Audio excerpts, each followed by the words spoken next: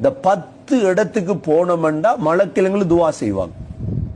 அதை நாங்க பின்பற்றோம் இன்ஷா அல்லாஹ். இடம் என்ன தெரியுமா? தொழுதுட்டு நாங்க அதே இடத்துல உட்கார்ந்திருக்கிறோம் கொஞ்ச நேரம். தொழுதுட்டு ஓடப்படாது. தொழுதுட்டு என்ன செய்யக்கூடாது? ஓடக்கூடாது.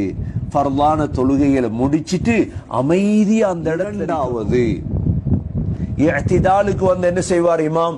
சமி அல்லாஹு லிமன் ஹமிதா என்ன சொல்லுவாரு? புகழ்ந்தவரின் புகழை அல்லாஹ் கேட்டான்.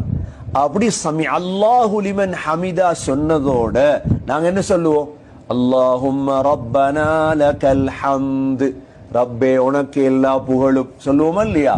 அப்படி சொன்னாங்க ஸல்லல்லாஹு அலைஹி வஸல்லம், யாருடைய சொல் மலக்குகளுடைய சொல்லோடு தோதுவாகுமோ அவருடைய முன் பாவமெல்லாம் மன்னிக்கப்பட்டு. 3வது, மலக்குகள் துவா செய்யும் நேரம் இடம் முதல் சஃப்ல தொழுறாங்களே இவங்களுக்கு மலக்குகள் துவா செய்யறாங்க. 4வது, அதிகமாக ஸல்லல்லாஹு அலைஹி வஸல்லம் மீது ஸலவாத் ஓதும். 5வது அமல் என்ன தெரியுமா?